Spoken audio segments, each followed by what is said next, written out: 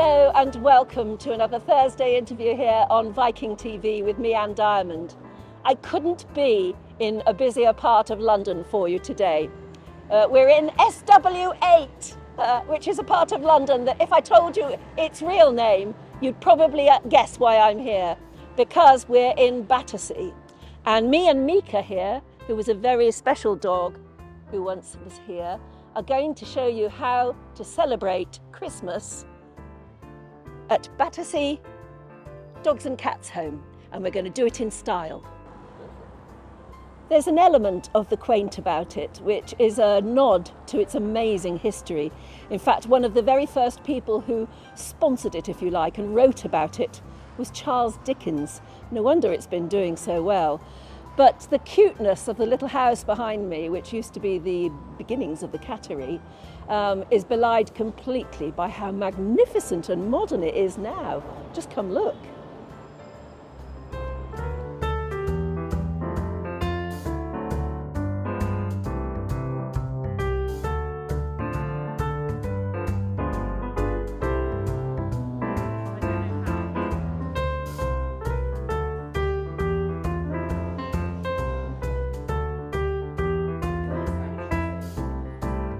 Here we are in Battersea Dogs Home. I've always driven past it. I've always known about it. I think it's known the world over, but very few people have been inside. It's quite something you've got here. It really is, and welcome, Anne. Thanks for visiting us today. Yes, we've been on this site for over 150 years. We were first set up in 1860, but actually in Holloway, North London, by a really pioneering lady called Mary Tilby. And sadly, she passed away soon after she set the organisation up, but her brother kept it going, and he moved us down here to Battersea, 7 miles south. And isn't she, I mean, it was all her idea just to set up you have to imagine what London was like in those days. Yes. Dogs like Holly were sort of just roaming around and not looked after, even if they were owned by anybody. And she thought, why not set up her home for homeless dogs? And a lot of people, I gather, made a bit of fun of her doing that because they thought, well, there are homeless people on the streets of London. That's exactly right, Anne, and I think dogs were seen as a nuisance and often as vermin as well, and were routinely shot and poisoned. And there was a real stray dog problem in London, packs of semi-wild dogs roaming the streets. But Mary thought, we need to do something about this. We need to be humane and give these dogs a better life and a better chance. And fortunately, Charles Dickens came on board as one of her earliest supporters and actually helped change the views of the public in favour of what she was doing. Yeah, I mean, that is extraordinary. You couldn't get much more of a celebrity, could you? And there weren't any in those days. But yeah, Charles Dickens wrote about the place, didn't he? Yes, I think he wrote a letter to the Times newspaper, actually. And as I say, that made a big difference. And it all grew from there. And here we are, 162 years on, having helped over 3 million dogs and cats. Yeah, it's extraordinary as well that going back to, I can't get over the Charles Dickens link in that somebody who was known to highlight the awfulness of children, for instance, in Dickensian London, he chose to treat this subject of looking after lost dogs very, very seriously, got people to change their minds about things, and so raised a lot of money, and that's sort of why it kept going, really. That's right. We were very fortunate not long after to receive support from Queen Victoria too. In 1865, she got involved with Battersea, became our first royal patron, and again, that really helped to... I wonder how they got her involved. I'm not sure. I think she may have read about our work, and I think she made a donation of £10 initially, which was a lot of money in those days, and pledged continued support, and then accepted our invitation to become our first royal patron. And that's given us so much credibility. Hello. Holly wants to go for a walk. Poor Holly is partially deaf and also partially blind, so tell me about Holly. A little confused. So Holly's about 10 years of age. It's Christmas. It's Christmas. Came in quite recently. Yeah, it is. It's Christmas. Started her life as a stray in Greece, and a family brought her over to the UK, but very sadly their situation has changed and they had to give Holly up. So she came into our care quite recently, as I say, and she's receiving the very best care. She's had some veterinary work, had some surgery. Yes, I can see that. Does that happen a lot with your dogs and cats when they come in? Obviously, they're seen by a vet, but they come in a state sometimes. Sometimes, yes. And every dog and cat's an individual, but certainly we do about 10 or 12 operations every day.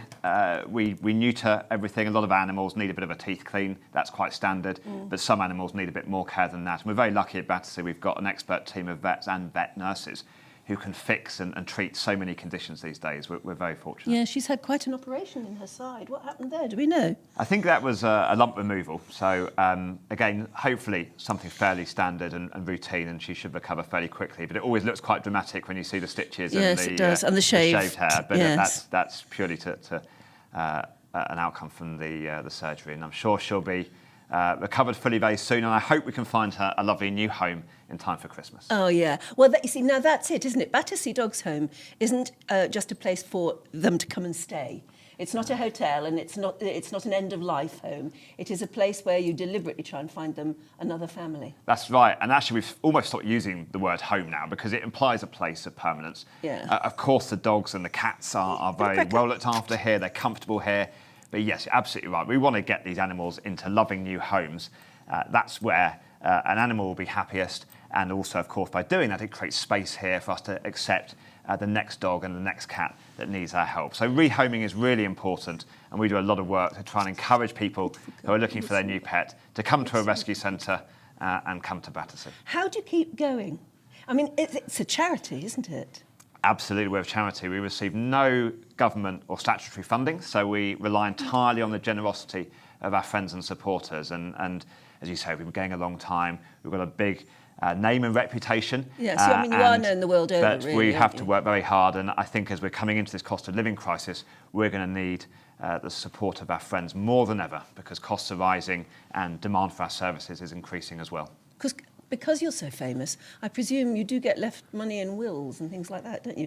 And don't you also encourage people to make not a living will, but a sort of statement, a declaration through you of what would happen if they died before their pets? That's right, we do. We receive quite a significant percentage of our income comes from gifts and wills, and we receive some incredibly generous gifts from people's estates. But we do also recommend to pet owners that they make plans in the sad event that they predecease their pets. And we're always happy to help, and we have a scheme called Forever Loved, under which we agree with them and their executors to take in their pets in that situation. Because that's something that old people particularly worry about, isn't it? That they'll go before their dogs do. Absolutely, and we're always committed, if we receive a pet in those circumstances, we'll always, of course, give that pet the very best care and do everything we possibly can to find it a loving new home. So how many dogs or cats go through Battersea in a year? We typically help around 5,000.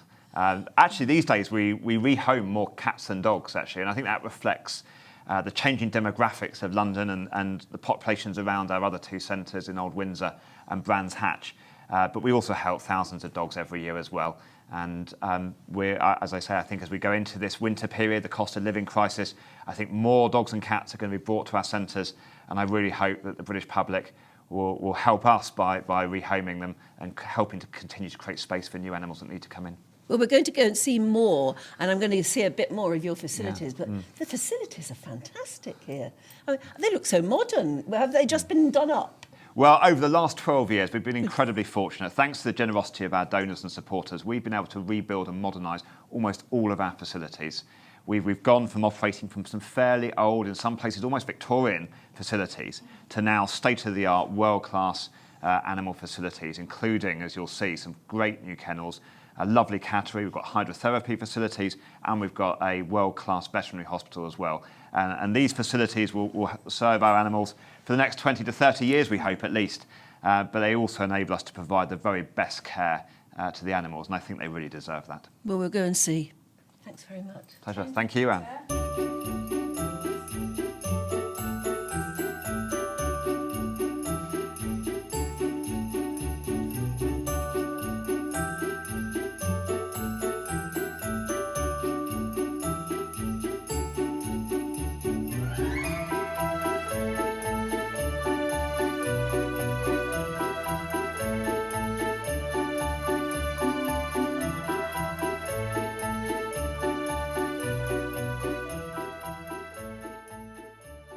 Claire, it must be wonderful working here, particularly when you know that you're able to find homes for these cats, because they're gorgeous, aren't they? Yes, they're lovely creatures. How long have you been doing the job? So I've been at Battersea for about 5.5 years. and seen how many cats come and go. Oh, countless. Too many to count. Yeah, I imagine it's all written down somewhere. Mind you, there have been some famous cats that have come through here. The one at Downing Street, for instance, Larry the Mouser, he came from Battersea, didn't he? He did. So we actually have a plaque above his pen, in the pen that he stayed in. Gosh. But yeah, he was in 2011. So he was a rescue. He would have come here. Well, did he come here in your time? No, it must have been before. He was pre my time. Because I think he was David Cameron's finding, wasn't he, that one? But I know that there's another one in the Foreign Office and another one in another. There are probably Battersea cats throughout Whitehall, actually, who have this wonderful job now of catching mice and keeping the mouse population down, which is lovely. But yeah, it must be very satisfying seeing the cats come in here and then go out to loving homes. That must give you a pretty good feeling. Yeah, especially when their kind of journey hasn't always been the simplest, when they come into us kind of really worried, and then you have that breakthrough moment with them where they then start to interact with you and start to come out of their shell. It's a really kind of heartwarming thing to see, and so lovely when it happens. Are there any particular ones that you remember? I mean, what sort of state do some of them come in? Where do they come from? Do people bring them to you? Yep, so they come from a wide range of backgrounds. So we do have some come to us as strays. So the owner has either moved away or the cat has gone missing. But yeah, most of our cats do get brought into us from the previous owners themselves. Through no fault of their own, just the upheavals of life sometimes occur, which means that they're no longer able to look after the cat anymore. Life's not always easy, is it?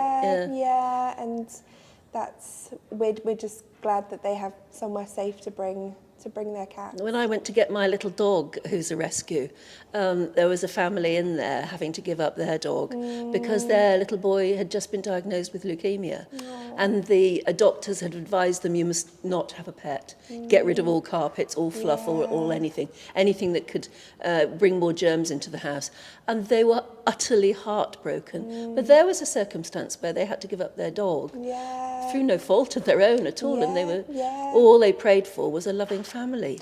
Yeah, and that's true of the vast majority of the cats that have been brought into us, that they've come from a loving home who have nothing but love for them, and they, through no fault of their own, can't give that. Can't cope or something, yeah. So, who looks at the cat first? Do you get a vet to look over them first? So our intake team, first of all, kind of take the cats in.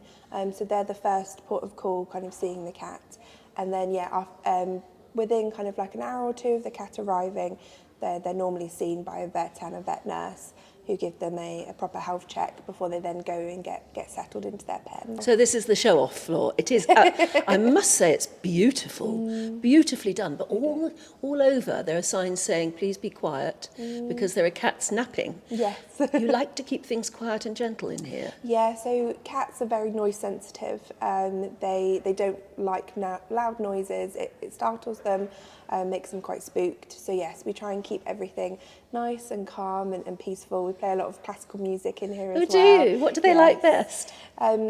We try and keep classical just because it's a nice kind of calming melody. Yeah. But it's more that so when there is kind of constant noise, if there is then other small bits of noise, it's not completely out of the blue. There's the kind of it just keeps them in a certain mood, and they certainly look happy. So, in between being in the intake team and being here on the sales floor, as you say, how long often can that be? I suppose it depends what state the cat's in, but what are we looking at? 2 or 3 weeks, 6 weeks, longer? It very much depends on that cat in question.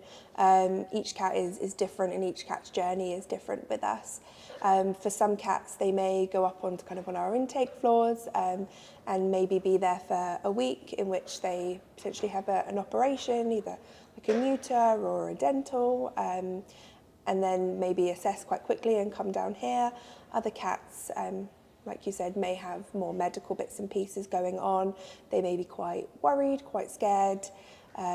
So they may take a little bit more time to settle or get kind of the medical help that they need. But by the time then they've got here, they've got to know people here, and you've got to know them. So you know what sort of cat it is and what sort of family it might do best in. Yes. don't you? Because I've seen on their little biographies, you say this is a very quiet cat, or you often say this cat would be all right with others, or needs a family of its own. You recommend that sort of thing because by then you've got to know their personality. Yeah, so the rehoming process with us is what we do is we interview the customer, we find out about their home, and we also then find out what type of cat they're looking for. And for the cats, we do an assessment in which we give out the outline of their personality, and we also kind of outline roughly what type of home we think they're suitable for. And then when customers come in, we almost refer to it as a bit like online dating. It's a bit of a matching process. Yeah. In terms of kind So of. you ask the looking at family, full what sort of picture. family are you? Yeah. Yeah. Do you stay in touch with them once they've gone? So we do kind of reach out to people and ask for updates, as well as lots of people send us lots of updates for their cats as well, which is always really lovely to see. What brought you here? What made you think I want to be what you are now?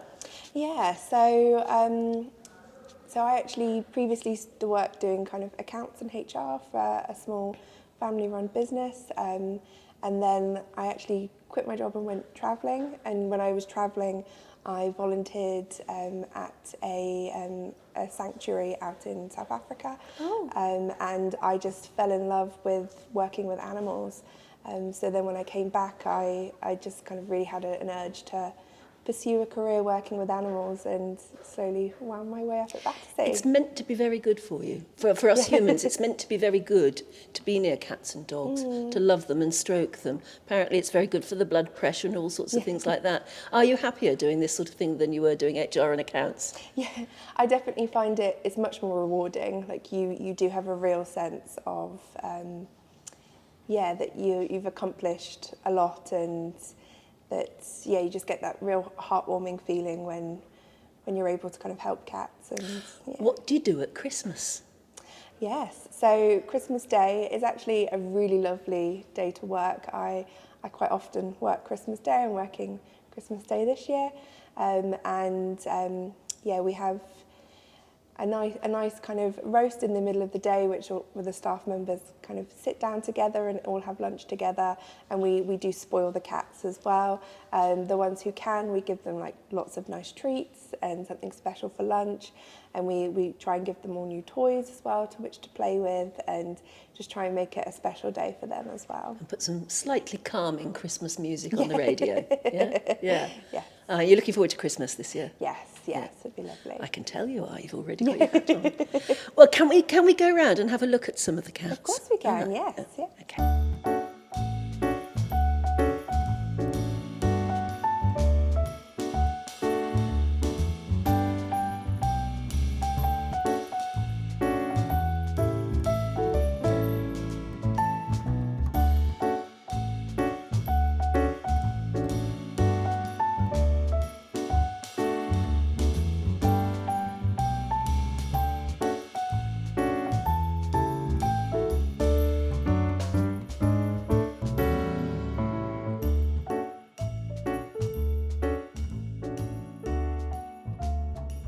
So how long has Marshmallow been with you? Marshmallow's not been that long with us, but because she came as an stray, she had to do her 7 stray days until she could find a loving home. She was a stray. Yeah, she was just found. I mean, look at her. She's absolutely beautiful, and she's a pure breed, I presume. Well, I'm not sure she's a pure breed. She's definitely Pomeranian or Pomeranian cross, we think. And so was she a little puppy? She's just 6 months old, so she still has some growing to do and expanding. Who would leave you on the road as a stray? I suppose you have dogs in from all sort of situations, don't you? Yes, we do. No, we get dogs in for all kinds of reasons. Often people can no longer look after the dog, unfortunately, and then obviously it's the right decision to bring them over to us, where we will provide them with love and care and then find them a new home. Are people worried to bring dogs in that they can't cope with because they sort of feel that they're not doing the right thing, they're giving up, they're a failure? Well, I always say, I feel love is not holding on at all costs. Sometimes love does mean letting go. And well, love does mean letting go as well, yes. Doesn't it? That's what they always say. But at least if they bring them to you, they've got a much better chance of having a proper home one day. Yes, and we will do our best to find the dogs a loving home after we get to know them. But I must say, a lot of people might think getting a rescue dog from a dog's home or a dog's charity, they might not get anything quite as beautiful and pretty as Marshmallow, but Well, you'd be surprised. You do get a lot of nice dogs in, and often it's not the dog's fault that the dog actually comes in. And sometimes it's a change of circumstances, or especially with the cost of living now, Yeah. people won't be able to is afford that a the big dog. factor? Has that been It noticeable? happens. Yes, it definitely happens more now, unfortunately. Oh, Yeah, sometimes we do have people who, for example, if the dog is not compatible with the children, then we can find them a loving home with just adults. And Yes. so it's just finding the right home sometimes for these dogs. so over the few weeks that you have them with you, you get to know them. Mm-hmm. You get to know their personality so that you can match them up with the right sort of owner. Yeah, so when the dog comes in, we first give them a few days just to settle in, and they get to know us, and we get to know them, and they get a bit used to the kennel life. And then, yes, we get to know the dogs. We see that they like dogs with just general handling. They are checked over by our vets as well when they come in, so we make sure we know if they have any medical issues that we can resolve for them, or if they're just healthy, happy dogs, like little Marshmallow here. Yes, Marshmallow's story, one of just it being a stray, coming to you, nothing particularly wrong with her or anything like No, that. she's just a lovely dog. She can be a bit shouty at other dogs at times, but when she meets them, she is very nice with them as well. She's- But no, she's just Very excitable, I suppose, but she's a puppy. She's got lots of energy. Yes. There we go. Is that your On cue. voice? Is that your voice? Get it. Get it. Woohoo! So how many dogs have you got in at the moment? I think it's about 188 dogs at the moment. Of all shapes and sizes? Yes, we have dogs who are absolutely massive. I believe I have in the kennels at the moment a dog who weighs about 60 kilos. And then we Wow. have the tiniest little Yorkies who maybe weigh just under 5 kilos. Yeah, tiny little things. yes. And they leap about like she does, don't they? Yes, they The do. Yorkies. I mean, the two Yorkies that we have at the moment, they're out of foster, but they're absolutely tiny. They're two very old sisters. Yeah. Oh, right. And they're Yes. going out to be fostered. Yeah, they're out foster at the moment in one of our loving foster homes. Yeah. Oh, that's and a foster. How does a foster home work? Do they keep them for a while? Yeah, so there's until they find them a loving home. So we do have a lot of amazing foster carers who just open up their home for a Battersea dog or cat, and they Yes. just bring them to the foster home. Hello. And it also gives us some more information, especially with the stray dogs, about what they were like in a home environment. Yes. Because it can be different. Yes, that's Yeah, right. By then you've so really yes. got to know them well, haven't Yes, haven't and you? then that always really helps us. And they keep them until they find a new home or... It is as they incredible can. that this place has been, right bang in the middle of London, has been able to do that for so many dogs and cats for so long. It's over 160 years that I we've know. been at this location. It's incredible, Yes. isn't it? And everybody all over the world. So a lot of people watching at the moment will have heard of Battersea because it's such an important name. And they'll think that it is based in Battersea, which it is. But it's not just in Battersea, is it? No, we do have two other sites in Kenton. We've got our Brands Hatch site, and we also have our Old Windsor site, which are more rural and... Well, it just shows that there are dogs and cats that need homes all over the place. Definitely. We Yeah. also have two community centres at the moment where people are opening up their homes for our dogs, and they get rehomed from these homes. We have a whole community programme as well. Now, what do you do if you've got 100 odd dogs in this place, and we'll go and see them in a minute, but what do you do to keep them amused? I mean, look how demanding she is. What do you actually do with them all the time? Well, we take them out for walks. We have our paddocks here, which are enclosed areas where the dogs can run around on the leads, have a little play or a little potter. We also are lucky enough to have Battersea Park just on our doorstep, so Which we is can take them one to of the Battersea most Park. beautiful parks, yeah. But we also have some amazing volunteers who come in daily, and they sit in with the dogs as well, and they give them kennel sessions. These are just ordinary people who come in and volunteer their Yeah, time. we give them a little training first so they know how to safely enter a kennel and such. But yes, they come in and they help us out with a lot of things actually, like the feeds and the care for the dogs, the cleaning. But they also sit in the kennels and just to give the dogs some company. And This if is there's a brilliant. really worried dog just sitting in his kennel, just not wanting to interact, they can read a book Yeah. to them, and just that really nice low pressure interaction for them. Well, it's good for the human as well, isn't it? Definitely, it's very calming. So what are you going to do with Christmas? What, do you do anything special? Oh, absolutely. So Christmas is mostly business as usual. So we will be here for the dogs, cleaning them, feeding them, walking them, loving them. But we also play Christmas music. Good. We have little presents for the dogs, so we hand around. We got Santa bringing a big bag. You have Santa comes here. Well, I suppose he Santa would. Paws comes here, brings Santa a Paws, big yeah. bag of toys for the dogs, Yeah. and we get to hand them out for the dogs. And make So do you Christmas think they just a actually little do get a special. sense of excitement that it is a special day? I think so. I think they know. Yeah. Yes. Well, they'll know it from you as well, won't they? Well, we're wearing my Christmas hat, so they'll Well, know. exactly. Yes, we both do it. So Christmas is full underway at the moment here. Yes, Will you introduce us to some more of your dogs? I can do, definitely. Please do.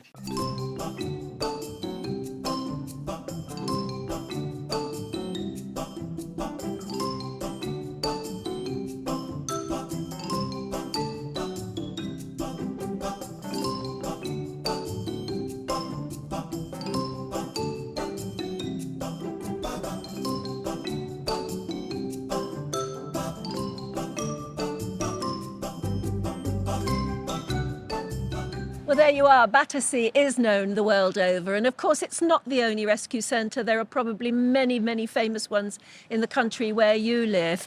But right here, it's still doing an incredibly important job, giving love and families to dogs and cats who really need them.